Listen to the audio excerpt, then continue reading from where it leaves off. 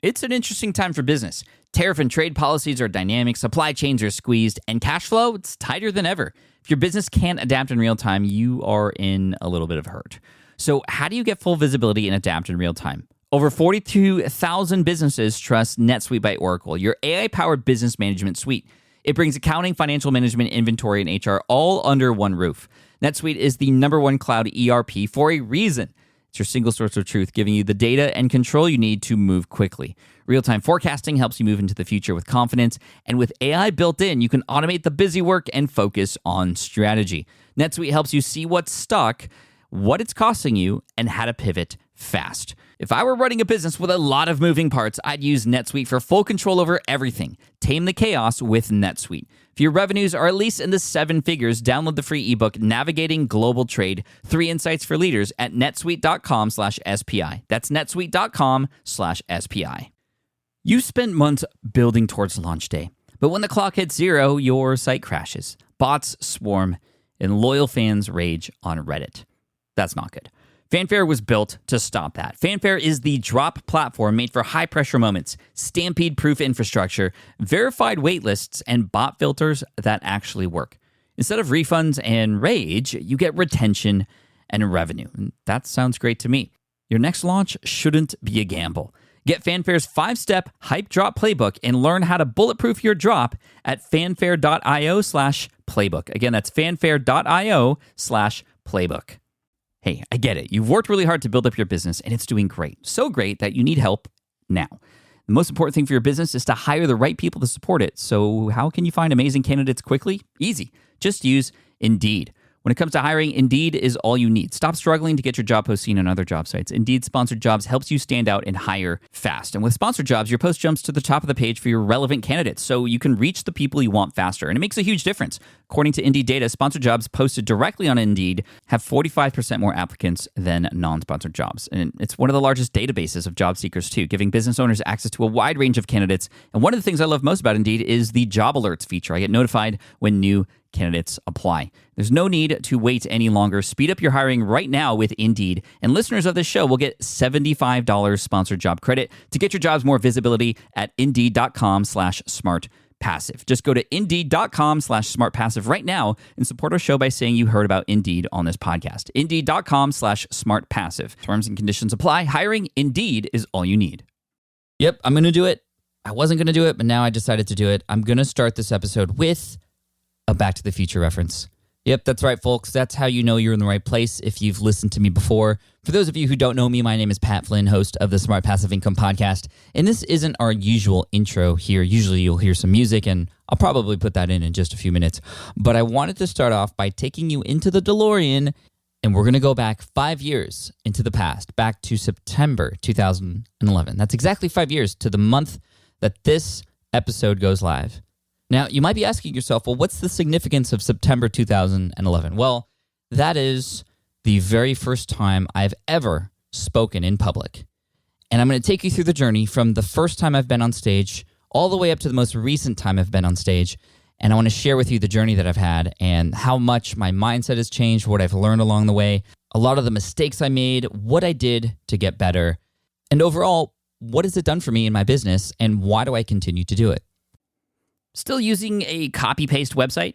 Break the template trap with Framer. Whether you're overwhelmed by traditional site builders or frustrated with cookie-cutter designs, Framer gives you the freedom to create a site that's professional, polished, and uniquely yours. Framer is the design-first, no-code website builder that lets anyone ship a production-ready site in minutes. It's free to start, allowing you to browse hundreds of pixel-perfect templates or even design something on your own on a totally blank canvas. Add bold animations like appear effects, text effects, parallax scrolling, scroll animations, looping animations, and much more in seconds. The built-in AI handles the heavy lifting, generating starter layouts, and can even translate your entire site to any language. Ready to build a site that looks hand-coded without hiring a developer? Launch your site for free at framer.com and use code SPI to get your first month of Pro on the house. That's framer.com, promo code SPI. Framer.com, promo code SPI. Rules and restrictions may apply. With running your own business, legal questions always come with the territory. Like, can I use this contract or agreement? What do I do if a client doesn't pay? Am I even structured the right way for taxes? Instead of Googling your way through legal landmines, imagine having a law firm ready to address your business's legal needs without the sticker shock. That's what you get with Legal Shield's small business plans. Legal Shield helps entrepreneurs access real legal help on contract reviews, collection letters, business formation guidance, and even help navigating IRS audits. Members can schedule consultations, upload documents through the app, and get support from a provider law firm that knows small business laws in your state. Plus, consultations on taxes or trademarks help you stay ahead of potential problems. And if a client is late on a payment, Legal Shield steps in with professional collection letters so you can protect your hard-earned revenue, all for a fraction of the price of hiring a lawyer on your own. Go to LegalShield.com/SPI or call 833-570-9980 to learn more and get big business legal support without a big business budget. That's LegalShield.com/SPI. So let's go. Hop right on in. Time circuits are ready. Let's go to 2011 in Schaumburg, Illinois for the Financial Blogger Conference, also known as FinCon 2011. Cool. Thanks, man. Hey, seriously, let's all give Philip, the biggest round of applause. This has been an amazing experience. This is incredible. This is incredible. Last to speak, right? I have a lot of responsibility. You can go home, I could have a really crappy presentation, and you could think the conference sucked. And it's all my fault. But, at last. Wow. What a way to start, Pat, by telling everybody that you could just ruin the entire conference. Of course, you could probably tell that I was a bit nervous, and by a bit, I mean a lot of bit. And it was because I had never dreamed that I would be on stage in front of, at this event, hundreds of people and talking. This was something I was deathly afraid of doing. And now you might be wondering, well, Pat, why did you do it in the first place? Well, for a few reasons. I wanted to get into public speaking because I knew it was going to be good for business, and actually I had been given the opportunity to do it several times before, but I had said no because I was just completely afraid of it. However, when my good friend Philip Taylor, the author of PTmoney.com, a financial blog that I was reading at the time, when he reached out to me and asked me to come speak at his event, I said yes. And it was his first event that he had ever put on, and I wanted to help him out. So I was excited, but also a little nervous. And I didn't know, however, you might remember by listening to the little clip that I played there in the beginning, and don't worry, I have a lot more clips for you, that I was going last. I didn't know I was going to be last up at this event. I had a spot in the middle of the event, and that's what I was preparing for. However, 2 weeks before the event started, after several dozens of hours of practice, again, because I was completely nervous, PT calls me and he says, Pat, our closing keynote bailed. How would you like to take the last spot? And in my head, I was like, no, never. I would never do that. Why are you putting me on the spot? I'd rather die. And really, I felt like that. Well, what came out of my mouth was, PT, anything for you, man. I'm here for you. And then after I hung up, started to get sweaty palms, started to freak out, and I put in even more hours. And actually, I got so nervous about speaking at this particular event that I scripted everything I was going to say. I had written down word for word 20 pages of text that I was going to memorize. And that's exactly what I did. Now that I've been speaking for several years now, I realize just how dumb that was. But it was just a reflection of how not confident I was as a speaker. And also just how much I really wanted to help out PT because he asked me for a favor I wanted to deliver. Using memorization techniques to memorize that script, I actually spent a lot of time reading and doing research about how to deliver a great presentation. I read a great book by Dale Carnegie called Stand and Deliver, which I still highly recommend for anybody getting started in speaking. And I loved it so much that I made the mistake of actually telling everybody that this was my first time on stage, and I love that book so much. You taught me a lot too. I don't know if Ramit's here. Incredible presentation. I've been reading a lot about presenting and public speaking. This is my first presentation, just like Adam's first public speaking gig. And I read Stand and Deliver by Dale Carnegie and all the tips in there. Ramit did everything to it. No need for that. There's no need for that. Plus, I think the audience knew that I was kind of nervous because my voice would crack. And really what saved my life was a blog. Yeah.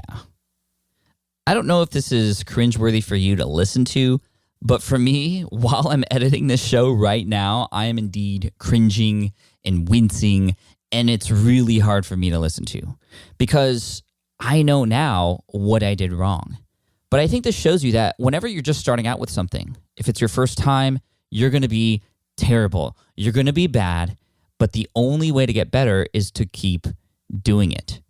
So I ask you, what is your equivalent of me getting on stage back in 2011? What's that thing you know you need to do that is probably scaring you to death right now, that you're probably going to suck at first, that you just need to do? And hopefully through the course of the rest of this episode, you're going to hear just how I've been able to improve, what I've done to make those improvements.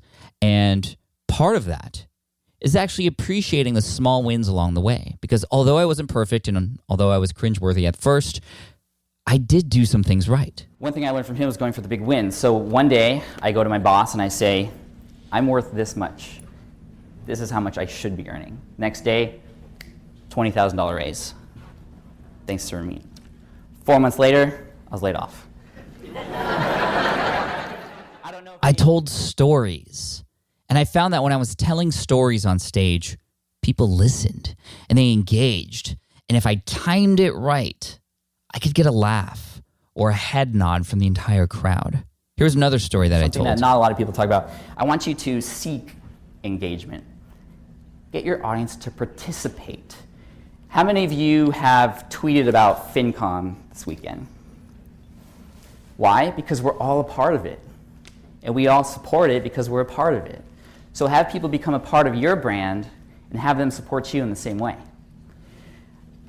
I said earlier in the beginning of my presentation that I was a short kid. A lot of my friends like to play basketball, unfortunately. And because they were my friends, they invited me to play basketball, which was nice of them. But I was last picked for teams. I was never passed the ball. I never got to shoot the ball. I was just there running around like a chicken without a head. And I didn't feel like I was really there, even though I was. And then they had the opportunity to do some local 3-on-3 basketball tournaments, and they set up teams. And obviously, I wasn't good enough to be on the team. Wasn't tall enough, too. But they were like, Pat, you should come out and support the team. And I was like, no thanks. And the reason was they didn't really include me very much. But I guarantee you that if they passed me the ball a couple times, if they let me shoot and miss and just encouraged me and let me participate, I would have been there like that. I would have squirted Gatorade in their mouth during timeouts. I would have patted them with towels. I would have given them massages. I don't do that for free. I monetize. No. The funny thing was, after the presentation was over, and it was only 20 minutes, but it was the longest 20 minutes of my life, I thought I did very poorly.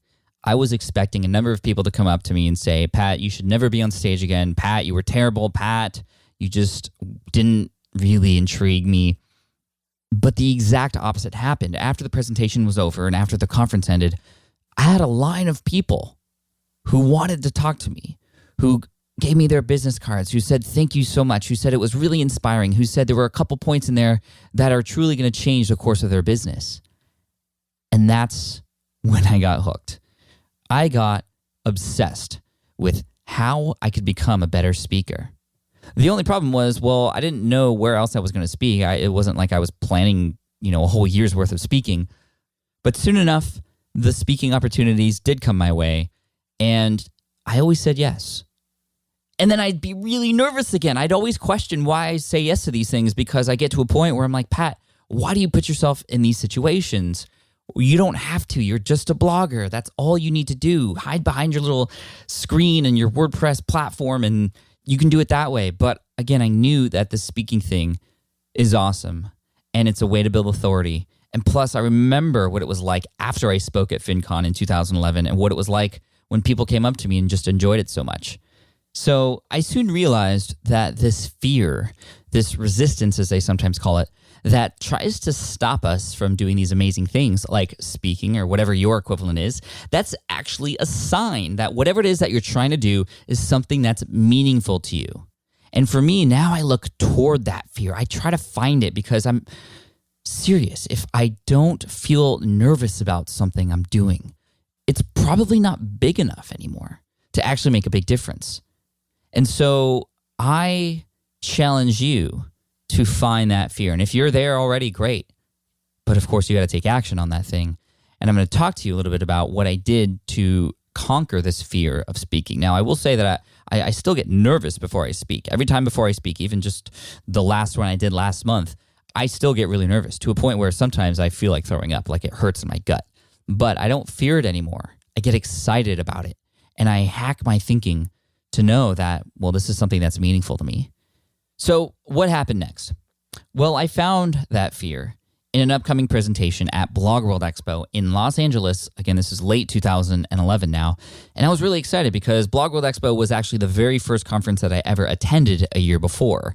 And it was in Vegas, and this was the first time it was doing a sort of LA and New York 2-time a year kind of thing. But then it switched back to Las Vegas, and then it became known as New Media Expo, which was my home conference, if you will, the one where most of my audience and my fans were at. And it was my favorite conference to go to up until 2015 when that was the last time I spoke. And we'll get into that presentation later. But the event's no longer around, unfortunately, but there are still a lot of great events to attend.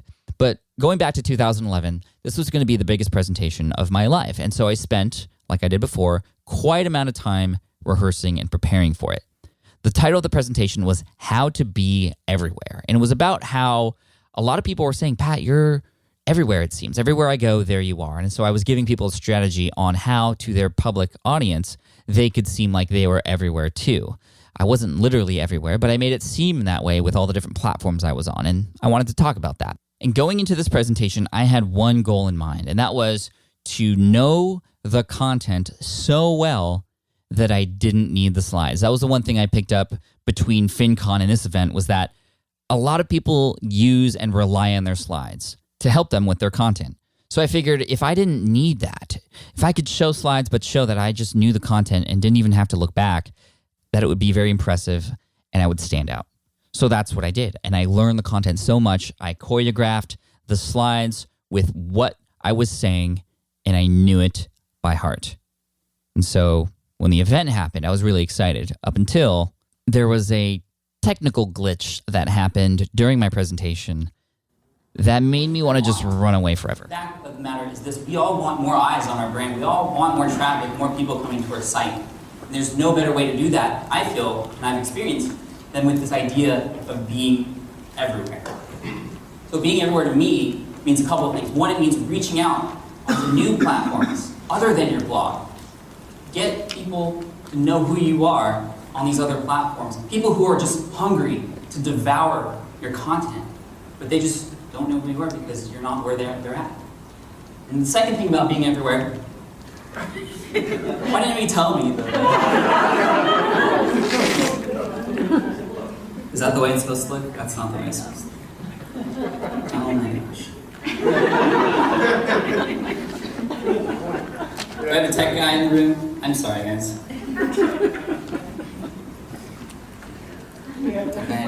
Okay.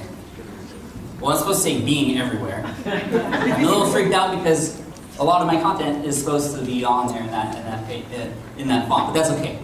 Just listen to me and don't look at slides. So being everywhere. The second part about being everywhere is this. And again, for those of you walking in, the slides are jacked up.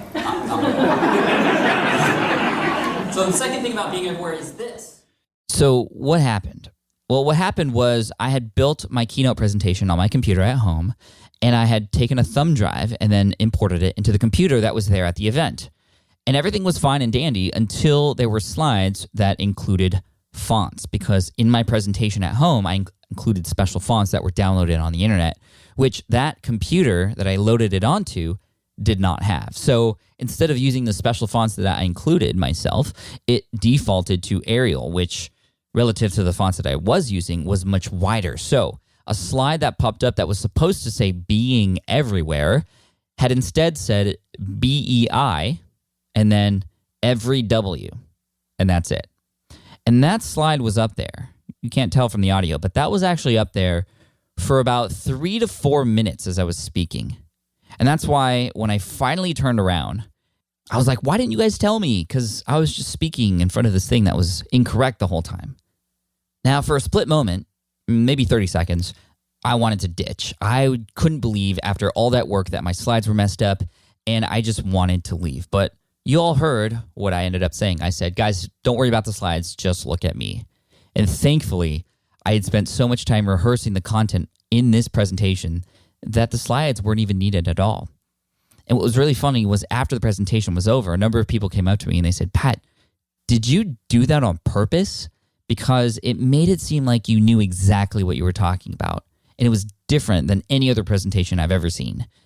And my first reaction was, heck no, I mean, why would I ever do that to myself? But secondly, I thought it was really cool because it showed that I handled that in the right way. And it proved that I knew the content. So I'm very thankful I spent all that time rehearsing, like I said.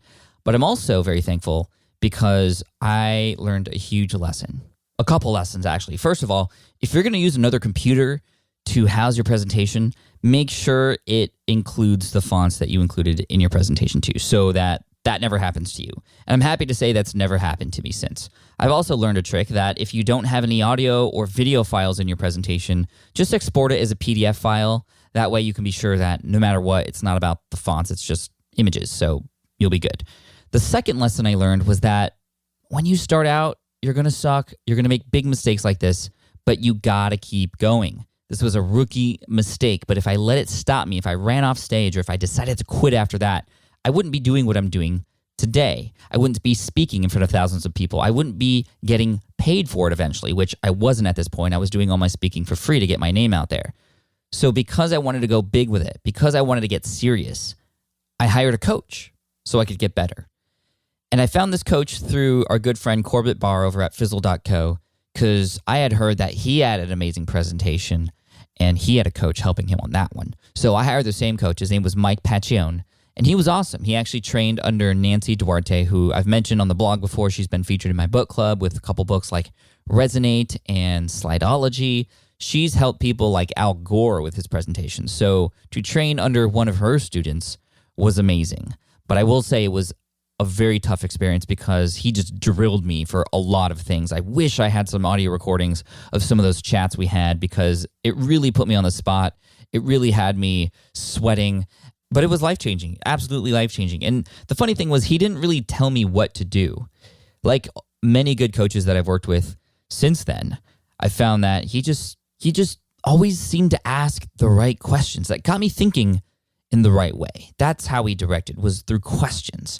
For example, he would always ask, okay, well, who's in the audience? And so we would spend a lot of time for some upcoming presentations determining who was actually in the audience, like the exact people who were going to be in there. So I would know about them so I could understand again and answer the question, what transformation do I want people in that audience to have? Meaning, what do they come in with? And then what do I give them and what do they come out with? You've heard me talk about transformation a lot here on the podcast, on the blog, on SPI TV. That's really where this all stemmed from, was my work with Mike in my speaking. Speaking has carried over into a lot of other things, podcasting especially, video. Anytime I'm sharing a message, which is obviously anything I do online, even social media, I've always thought back at some of the lessons I've learned from Mike.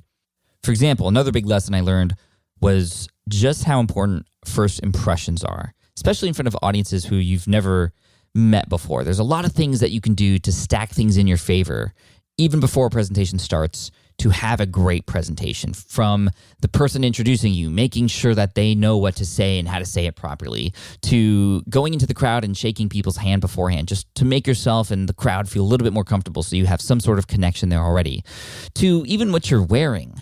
In 2013, I spoke at New Media Expo, which was formerly Blog World Expo again. And this was the first time I actually dressed up to go to a presentation, or actually thought consciously about what I was wearing. And I did everything I could to match the slides to what I was wearing. The black and red theme with the slides that I was using and all that kind of stuff. Like, on the surface, it might not seem like it mattered, but I did get comments from people who said specifically, Pat, I love how you dressed professionally, because other people in the crowd or the other people in the speaker reel didn't. And they liked how it matched the slides.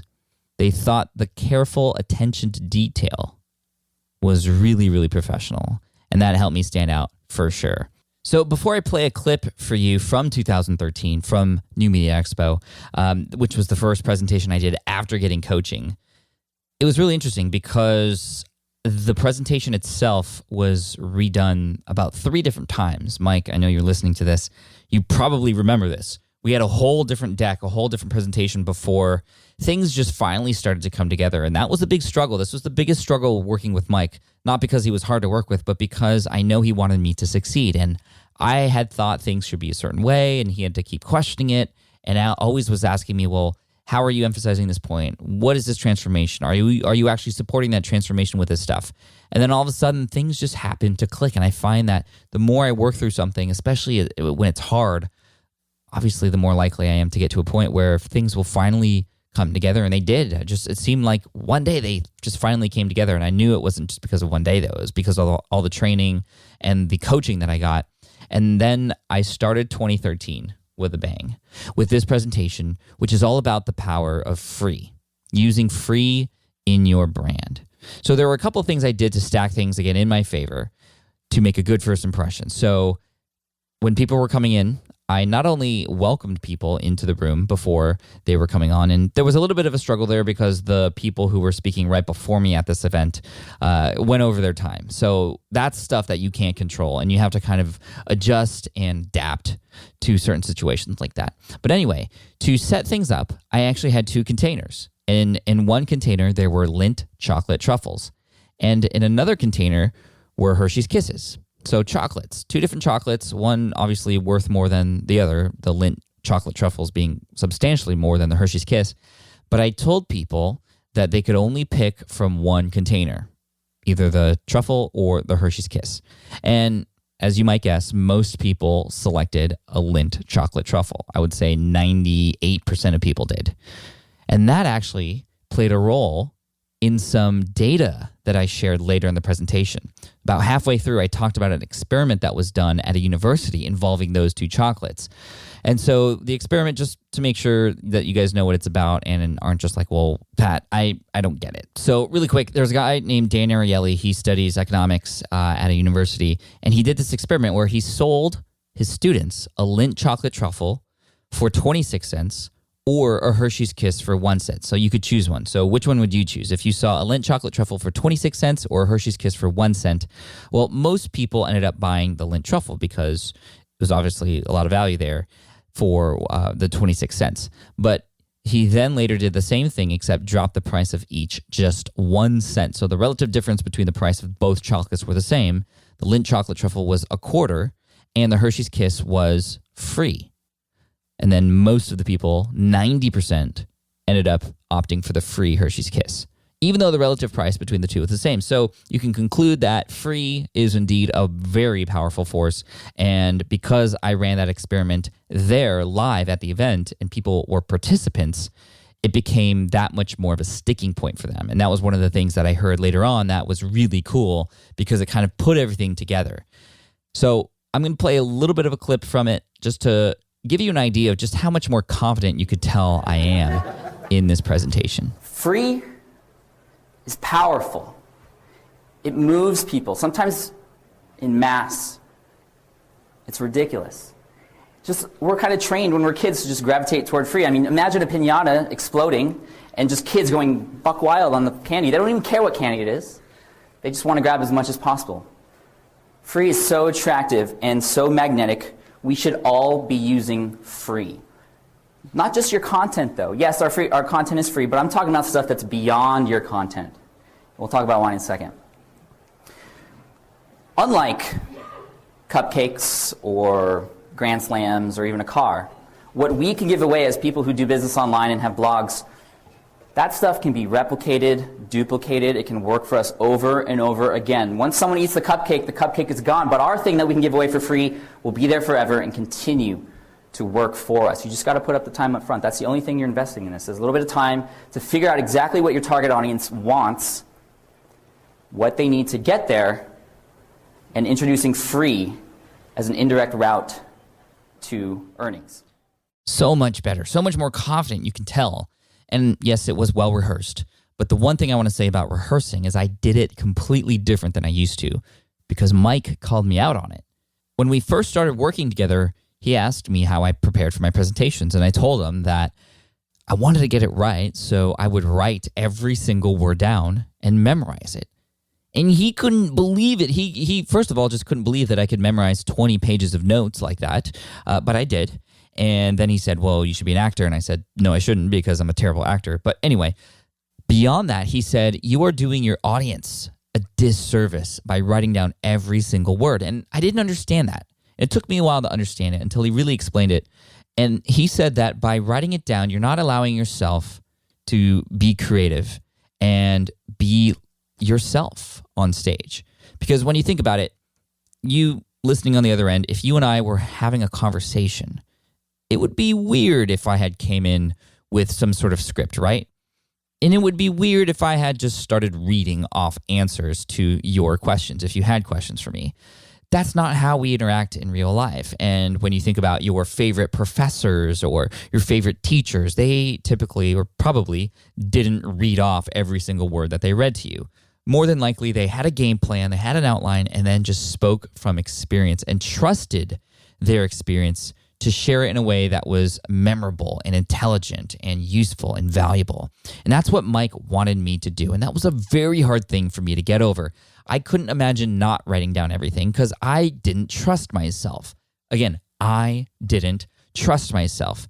And it wasn't until I realized that it was similar to sharing this information with a friend, where I wouldn't come in with a whole scripted item. I would come in with outlines and certain points and certain stories that I wanted to tell. And I should rely on myself and trust myself to tell those stories in a way like I'm doing right now with this podcast. I simply have an outline in front of me, but that's it. I know what points I'm going to talk about. That is my roadmap. And when you're doing a presentation, your slides are there not to read off of and be the script for you, but to be there as your talking points or reminders and guides for what stories to tell, what data points to make, what questions to ask, how to participate with the audience at that point in time.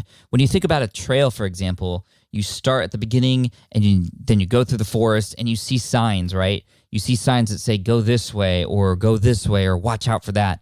That's what slides are. They aren't just there to be word for word bullet points that you read off of where you're looking back the whole time and not even facing your audience. They're there to remind yourself what you should be talking about, but also to be a point at which your audience can know that that's the thing that's being discussed, but then they focus back on you. And that was the one thing I noticed more than anything in this particular presentation. Yes, I prepared a lot. Yes, there were moments that I was trying out that were new. And even at the end, I tried a reverse Q&A. I wanted to do something different there where I wasn't actually getting questions asked to me, but I had people coming up tell me about their business and asking questions to them to see what free thing they could offer their audience. And fun fact, John Lee Dumas was in that audience. He was there first time at a conference, just starting out Entrepreneur on Fire. And he came up, he volunteered, and he told me what his business was. And I dissected that, and I told him what he should do. He should take some of his top interviews and turn those into a PDF file that he can then use for a lead magnet to build his email list. And he did that within a week. And that's the kind of action man that he is. And since then, as many of you know, he's had now thousands of episodes recorded and has made millions of dollars online. And I'm not going to take full credit for that, but I was episode number 1 of Entrepreneur on Fire. That's all I'm going to say. But after this, I started to realize these small things and big things that I could do to really get my audience to remember certain points, to remember myself, to remember what I was saying, and to stand out from all the other speakers out there. And I was really excited to get an invite for the fall of 2013 back to FinCon, or the Financial Blogger Conference, FinCon 2013. I hadn't gone the previous year. I actually wanted to go, but my wife was due in and around that time with our daughter, and thank God I didn't go because she gave birth during FinCon. They actually made an announcement during FinCon 12 that my wife gave birth, and I heard there was an applause, and Adam Baker, if you're out there, thank you so much for that shout out. I really appreciate it.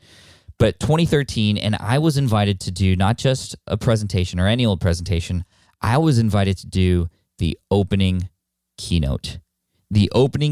And to come around full circle 2 years after I had spoken at 2011, I wanted to go all out and put everything I had into that presentation because I owe FinCon. And that's why I continue to feel FinCon is one of the best conferences out there. And it's more than just a personal finance blogger conference now. So many people in and around the online business and online marketing, entrepreneurship industry from all different niches attend this event. And you should too if you have a chance. I will most likely be there. I will be there this year.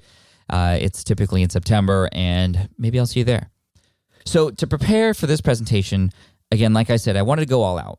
I felt like I owed FinCon so much for getting my start on stage because beyond the presentations I've already featured in this podcast episode and talked about, I'd been speaking a lot of other places, more local and smaller events, just a few hundred people, but some paid very, very well. And at first I started to get paid $1,500, $3,000 for about 45 minutes.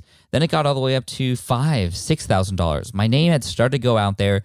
Conference directors were talking about just how much they loved having me there, not just because I was providing a lot of great content and I was providing unique content, but I always stayed in the audience before and after I shared my presentation. And I would always interact, and I was always there to answer questions for people, and they love that. And that's one of the things that conference directors often look for because they want to provide a lot of value to their own audience, and speakers can obviously do that.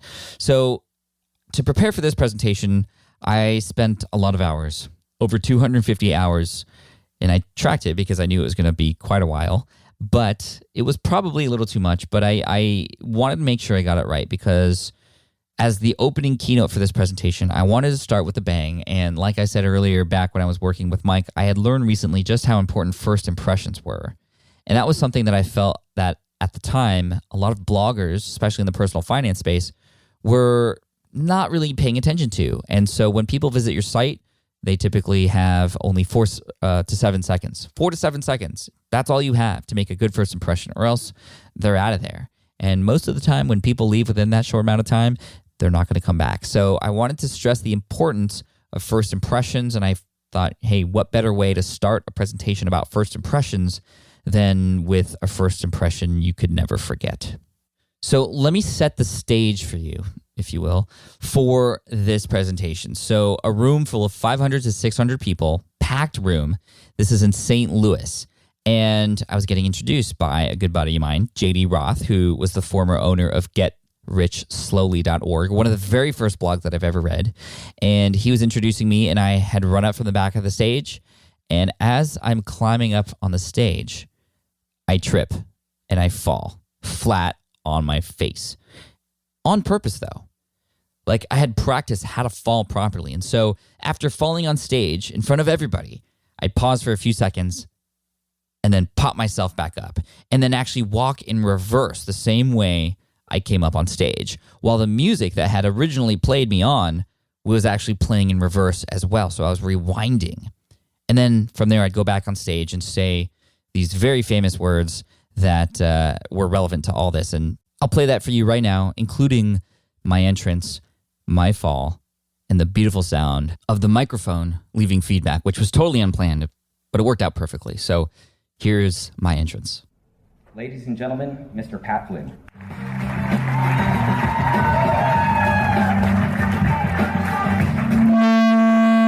Whoa, sorry.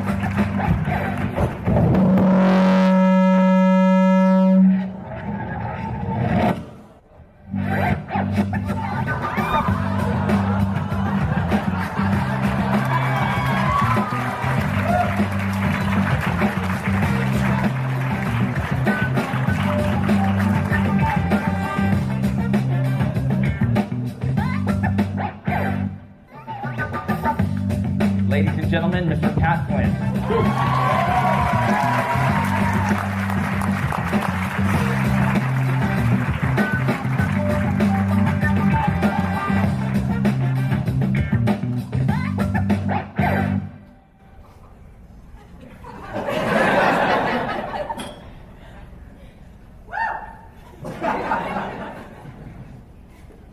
If there's one thing I want you to take away from this talk, it's this.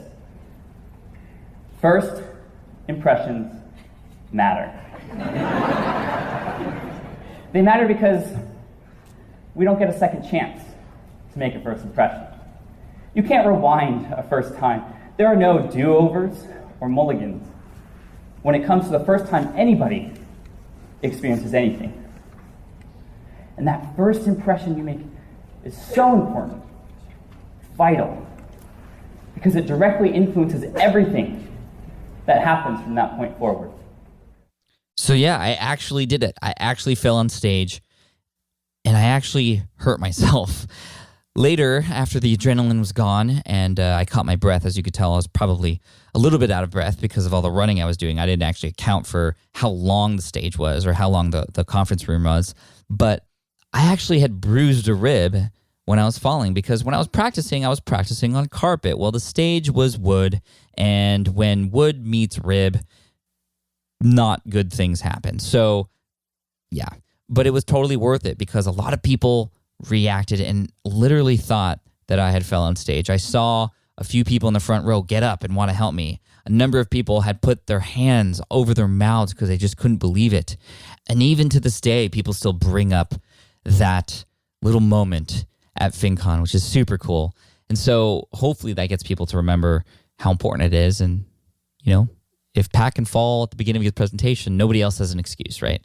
So I'm going to play a few more clips from this presentation because I did a lot of things that were different and I tested a lot of things that worked really, really well. So you can probably tell by now that I'm starting to feel a little bit more comfortable about what I'm doing on stage. It was at this point, exactly 2 years after my first presentation, that I started to feel like I owned the stage so that my time on there was my time to do whatever I wanted. And it wasn't the stage controlling me anymore or the audience worrying me, even though, like I said earlier, I still get nervous and I was definitely nervous before this one. I implemented a lot of new strategies that I wanted to see how they worked, and they worked really, really well. One of them being actually focusing on people in the audience and connecting and building trust with them early by highlighting some members from that exact audience. And before I start talking more about first impressions, I just want to say it feels great to be back at FinCon. Are you guys excited to be at FinCon? I'm excited. I know you guys are excited. You know how I know you're excited? Because I've been following the hashtag. And I've been reading the messages on Facebook. And there's a few messages and tweets I want to share with you from some of you out there. And this first one comes from Smart Money Chick. She said, this was actually on March 5th when tickets went on sale. She said, I woke up giddy like a schoolgirl. It's actually how I woke up this morning. She said, FinCon 13 tickets go on sale in like an hour. Yay. Here's one from Agatha. Said, who's ready for a FinCon 13 photo op? At Empowered Dollar, remember the 80 shots from FinCon 12? Of course, I have a picture to go along with this. And I want that boombox, but that's awesome. Here's one from Travis. He said, who has 2 thumbs and is excited to leave for FinCon tomorrow? This guy. Here's one from Eric. This isn't really a thing about excitement. It's just a tip for himself. He said, smartest thing I can do. Put off dating until after FinCon. Not like last year with the new girlfriend who was crazy.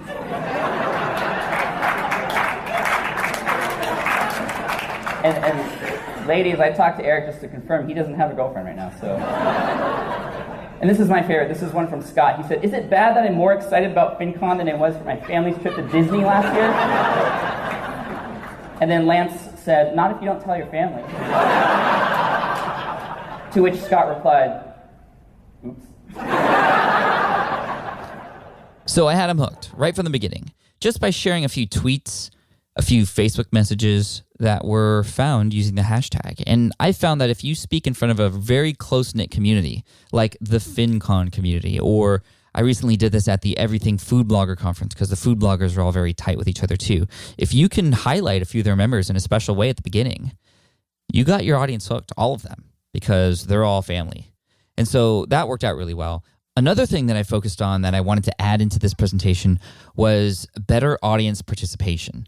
I learned that the more you can get your audience to participate, the more likely they are to be engaged and actually take action on the content that you're sharing. So one thing I learned was that you can get your audience really easily to participate by raising their hand. You ask them questions, you have them raise their hand. However, the other part of that is you want to make sure that everybody raises their hand at some point. So you don't want to just ask one question and then leave the other guys hanging. You want to ask one question and then however many questions you need to ask after that to get or cover all your bases. Yes, not everybody will raise their hand, no matter how many questions you ask, because just some people don't like raising their hand. But as long as in their head they're raising their hand, if that makes sense, you're covering all those bases, you're covering all options, then you're good. You have them participating and engaged. So you're going to hear me run through something similar right here in this presentation. Who's here for the first time? This is your very first FinCon. Raise your hand.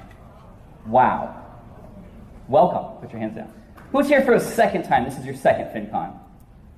Sweet. And third time. You've been here since the beginning of all FinCons. Nice. Now, if you had anything to do with putting this conference together, anything, you're a volunteer, raise your hand up super high so the rest of us can just thank you for the work that you've done. Especially you. So after that very successful keynote, I was really excited to do a lot more just like that one. Plus, I was starting to get paid for what I was doing. Before that, I was doing all my presentations for free. Actually, FinCon 13 was one of the first ones where I ever got paid. And after that, I started to do a lot of smaller events here and there in front of a couple hundred people for different companies and whatnot. But I was getting paid thousands of dollars, anywhere between $1,500 to up to $10,000 for some of my content, which was completely amazing. And to think back just a couple of years earlier that I was definitely afraid of getting on stage. Obviously, very motivating to go up there and get paid for it. But more than that, it was the feedback I was getting from everybody who was taking action on the content that I was presenting, who would often follow up with me via email later on. That was truly driving me forward. Now, my next big presentation was at New Media Expo, previously known as Blog World Expo, in 2014. And this was a presentation titled How to Convert Your Casual Readers into Raving Fans. Many of you have seen this one or heard about it. And I didn't know at the time, but that would become one of the most popular presentations that I would ever do. Exactly. Here's a clip from what it. They're going through. That's the first thing. Second thing I want to talk about, actually, a lot of you have probably done this already. I want you to imagine having a conversation with somebody that you've just met for the first time, right? Totally brand new, something you're probably going to be doing a lot here this weekend. And the conversations always start out the same, you know, that small talk, right? Like, oh, where are you from? Oh, I'm from San Diego, California. Oh, that's cool. How about you? Or my blog's at Smart Passive Income. That's cool. How about you? But then all of a sudden, in the middle of that conversation, one of you will share something that both of you have experienced before, right? It'll be like, hey, what school did you go to? Oh, I went to Cal, UC Berkeley. You went to Cal? I went to Cal. Are you serious? What year did you graduate? 05? 06? Oh my gosh, awesome. Best friends forever. Go Bears.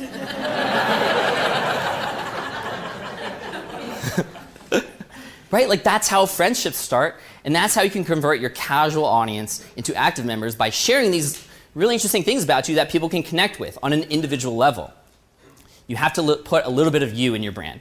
Put you into your brand. This is why I spend money to have my voiceover guy at the beginning of each of my podcast episodes share a different random fact about who I am. And when I started doing this, people who are experts in the industry were saying things like, Pat, like this is the dumbest thing I've ever seen. Like, why would you waste your time and your money doing this? And now those people are coming back to me 6.5 million downloads later of my podcast saying, Pat, you are a genius. And my response is, no, I'm just being human. I'm just being a human being online who knows how to connect with people. So share these interesting things about you with your audience. And you don't have to go overboard. You can just share these random things. I can't tell you how many times I've been to a conference and people have come up to me, and it's the first time I've ever met them, but they say things like, Pat, how'd your fantasy football team do? And I'm like, I don't want to talk about it this year.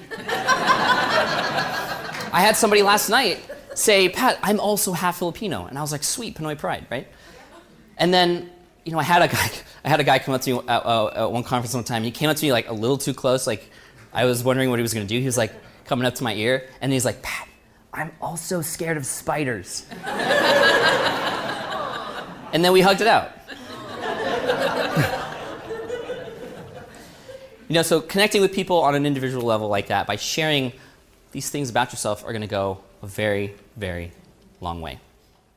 You could probably tell by listening to this that I am a much more confident speaker at this point. And I didn't know, like I said earlier, that this presentation was going to be one that I would do over and over and over again. I would be asked to do this one specifically.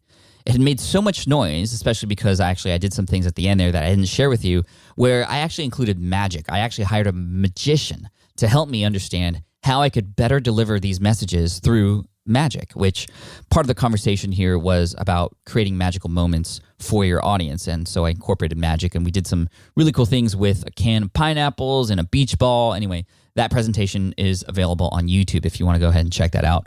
We'll put it in the show notes and all that stuff, and links to all these different presentations that I mentioned to you, at least those that are public, so that you can watch them if you want. Well, I didn't know that it was even possible or it was allowed for a speaker to do a presentation over again. And now it sounds kind of funny when I say that, but when I had presented at NMX at 2014, that particular presentation was probably the 15th or 16th completely brand new presentation that I had ever made. I had never repeated a presentation that I had done before up until August 2014 when I did that same presentation that you just heard in Australia for the Pro Blogger Conference with Darren Rouse. And it was an amazing event. Obviously, going to Australia was fantastic. I got to bring my family with me, which was great. But more than that, doing this presentation for the second time, which again, I had never done before, it was amazing. I was actually scared at first because I know what the content was. I know that I had done it before, but that doesn't matter. What matters is the audience that I was speaking to had never heard it before. And because of that, it actually became an even stronger presentation because I had gone over the presentation, I'd watched the replay and picked out the things that worked really well, made sure to include those things, and figured out what I could do better so that I could deliver this amazing presentation in Australia. And since then, I've performed this particular presentation, I would say at least a dozen times now and paid for most of them. A few more conferences I wanted to give a shout out to because they've just been massively supportive in my effort to become a public speaker. Michael Hyatt and his Platform conference, I actually opened the very first time I was on stage at Platform by playing the trumpet, which was really fun. And that is a much smaller event, but a lot more intimate, and a lot of great relationships have formed by going to the Platform conference. So I recommend that one if you have a chance to go to that. I also spoke at all of the social media marketing worlds here in San Diego, which is put on by Michael Stelzner. I highly recommend that conference. Huge conference, but extremely valuable. And of course, it's in my hometown, so make your way over if you can. There's also Traffic and Conversion Summit, which happens in San Diego, which is really cool. That's of all the conferences, that one has the most advanced information in terms of traffic building and affiliate marketing and all that kinds of stuff, which is really fun. I also spoke at Agents of Change in Maine for Rich Brooks, and of course, Podcast Movement, where I started to experiment even more. That was the one thing that I noticed, that as I started to speak more, I started to keep upping myself and raising the bar higher and higher and higher. And it worried me a little bit because every time I did something, I felt like I had to outdo myself the next time. And probably the biggest thing I did was in 2015 at the very last New Media Expo that there ever was. When I had the keynote, I did so well the previous year with that casual audience presentation that I was asked to do the keynote the year after. And I'm not going to play any clips from it because I need you to see it in full to get the full experience. But just to give you an idea, I start the presentation with a movie that I filmed. I actually filmed it on the same parking lot that Back to the Future was filmed back in the 80s. And it was a Back to the Future themed presentation. So I filmed myself in this movie, and literally 30 people came out to help film this little short film of mine, which had me at the end of the short film exiting in a DeLorean. I actually got to drive a DeLorean. And so it had me going 88 miles per hour. Didn't really go 80 miles per hour, but it made it seem like it. And I disappear in the short film. And then on stage at NMX, I come from the back of the room in a real life DeLorean. So I was fulfilling my childhood dream. I got to arrive on stage in a DeLorean. It happened to be the 30-year anniversary, this was 2015, of Back to the Future. And it was one of the most amazing experiences and a moment that I and everybody in the room would never forget. So the video is linked to in the show notes. Again, smartpassiveincome.com/session230 if you want to check that out. And now when I speak, everybody who has seen me speak before is like, hey, did you bring the DeLorean with you? And no, because, well, it costs a significant amount of money to rent that day. And it was just a once-in-a-lifetime thing. So I'm so glad I did that, and I'm so glad it was captured on film. Big shout out to Caleb, my videographer, for capturing that in multiple cameras, and all the film crew that was with him that day on stage at New Media Expo in Las Vegas. Now, to finish up, I wanted to share a presentation with you from Podcast Movement. This was Podcast Movement 2015. I recently spoke there in 2016 in Chicago, but 2015, it was, where was it? It was in Fort Worth, Texas, and it was the opening keynote. I had actually won an award there the night before, which was the Best Business Podcast of 2015, so thank you to everybody who had voted and supported me for that. But I wanted to finish off this particular episode by sharing a clip from that presentation because I had done something I had never done before. Because this was a podcasting event, because I was doing the opening keynote, and because 2015 was the year of the Serial podcast, which I know a lot of you have listened to, I wanted to add some of those elements from Serial that I liked into my presentation. So I told stories, but I did it in a different way. I did it with sometimes background music behind me. I used different multimedia. I used audio clips from other people that were inserted into the presentation too. And it was a lot of fun. But the one thing I did that I had never seen anybody do anywhere was I pretended to forget my lines, and I had a voice play over the speakers that was supposed to be the voice in my head. This is what it sounded amazing like. People. We're going to make a lot of great connections that we can bring home with us as well. We're going to party it up too, I'm sure. Some of you have already done that. And a lot of you, not a lot of you, but maybe some of you, maybe you're going to drink a little too much. And just as a reminder, we'll go home and talk about it on our podcast. So just be careful. That's all I'm saying. It's like at least we all have audio podcasts, or most of us do. So, the visuals are left out. But some of us do have video podcasts. So if you see me with a camera, just behave yourself, okay? Now, I wanted to take this time on stage here. I'm so blessed to be here. I wanted to take about 30 minutes with you. And I want to stress that 30 part because I know we're all tired of being stuck at 20. Thanks, iTunes. We appreciate that. So 30 minutes to kind of talk about something I really wanted to talk about, something I've been thinking about ever since I've been invited to speak on stage here. And it kind of, it brings me back to 2008, or 2009, sorry.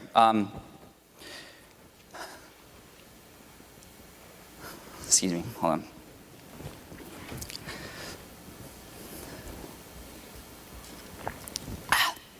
It's really hot in Texas.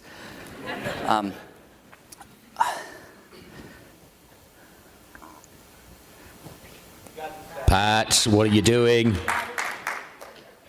Hello? Pat, what are you doing? You're the keynote speaker and you are dropping the ball. Excuse me, can you not interrupt my presentation, please? Oh, excuse me, can you not interrupt my presentation? Golly, Pat, did you put that music bit in there to hide how terrible your presentation was going to be? Jeez, what? Guys, can the mic guys in the back cut off that mic, please? You can't get rid of me, Pat. I've hacked into your presentation, and it's just you and me. And honestly, I'll keep going because somebody has got to fill that dead air you wafted into the building. Oh my God. Can you just listen to me, please? This is ridiculous. I would rather listen to a 5-year-old episode of one of the bottom 100 podcasts on iTunes, recorded in an echo chamber on a plastic desktop microphone on a Gateway 486 DX2 computer using a voice recorder in Windows 3.1 at half speed, backwards, on my iPhone 3 with earbuds that don't even fit, than listen to any more of your BS. I don't know where you are, but if you were a real man, you would come up here to the stage right now and face me. Or maybe you're in the back of the room, I can't see you, but can you raise your hand, please? Whoever's saying that? Hand is raised, Pat. Really? Where are you? Here, let me help you out. Hello, McFlynn. Anybody home? Seriously, what's going on here? I'm in your head, Pat. Yeah, so stop interrupting me so I can get back to the presentation, please. No, Pat.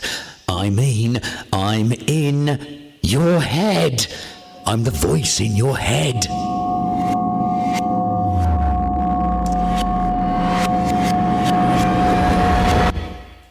Wait, and you have a British accent?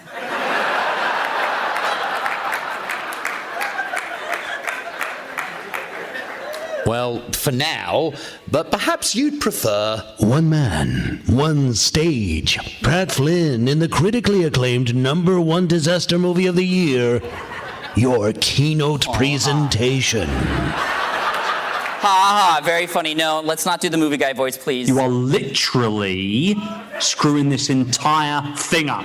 No. Wait, was that Chris Ducker? You're Pat Flynn. Oh boy, Pat Flynn, look at you. Strut your way up to the stage. Sit down, little girly man. Your presentation's going to blow. Can you please just let me finish my keynote? Keynote? More like key-nope. Oh, dear me. All right, fine. I'll let you start again. No interruptions. No interruptions? No interruptions, I promise. Thank you. Sorry. It gets in the way sometimes. Don't screw up.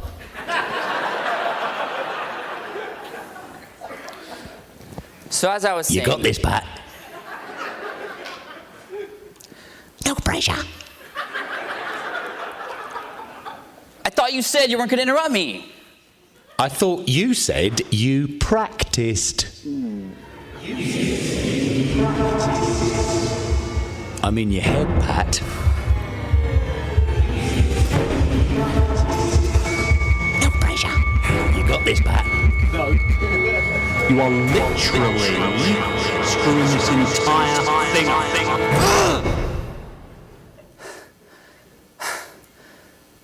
Pat, I'm still here, Pat.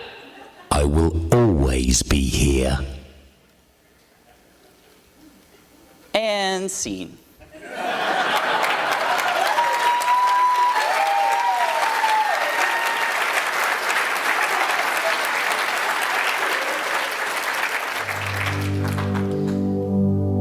You know, if somebody were to talk to you like that in real life, to interrupt you like that, embarrass you, how would you feel about that person?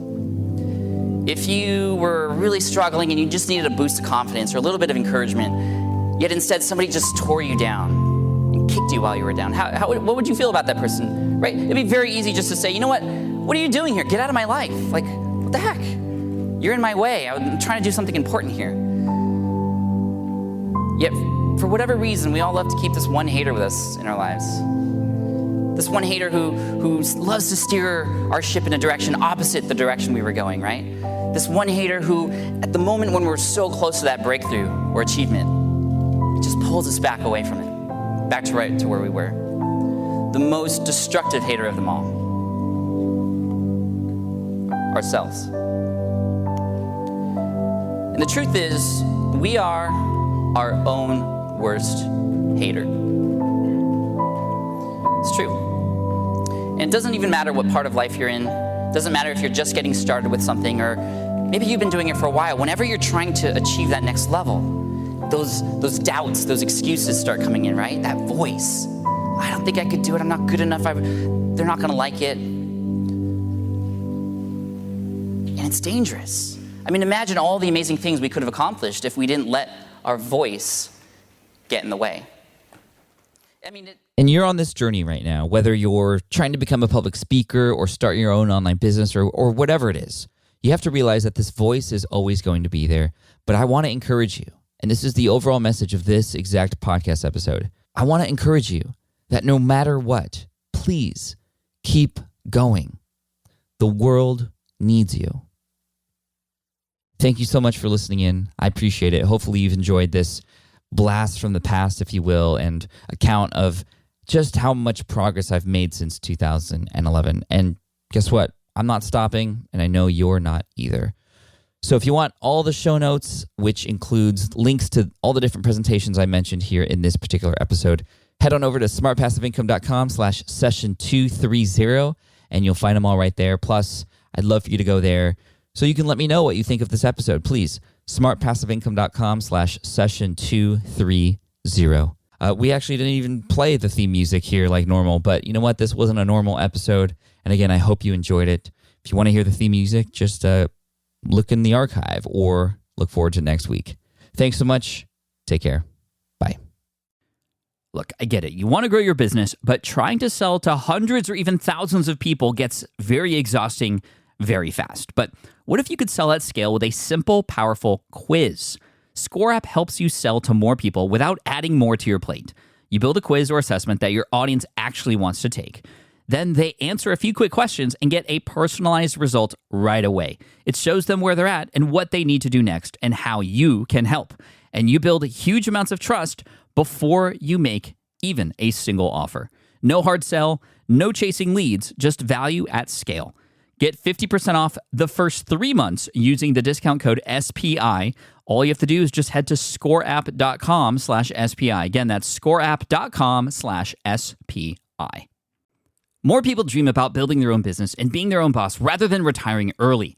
but a majority of them never even take the first steps to register the business. Why? Because starting a business can feel overwhelming. With legal forms, paperwork, finances, it's a lot. And that's where Taylor Brands comes in. Taylor is a complete business builder designed to make launching your business simple and stress-free. You can register your LLC in just minutes, keeping your personal and business assets separate from day one. And from there, you can get access to everything you need to get off the ground, from legal documents, licenses and permits, invoicing and bookkeeping tools, and even a 100-day business coaching program to help you hit the ground running. You'll also get a free personalized business plan, branding tools, and so much more. And of course, our listeners get an exclusive 35% discount to get started. Just head to taylorbrands.com/SPI. That's TAILORBRANDS.com/SPI. Stop dreaming, start building with Taylor Brands.